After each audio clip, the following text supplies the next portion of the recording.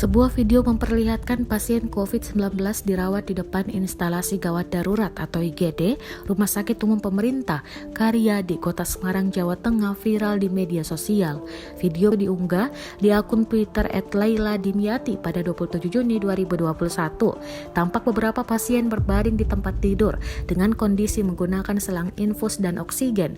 Menanggapi hal itu, Humas RSUP Karyadi Semarang, Parna, mengatakan video sesana pasien tersebut berada di selasar depan ruang IGD. Namun, pasien yang berada di luar ruangan tersebut sekarang sudah masuk ke ruang IGD.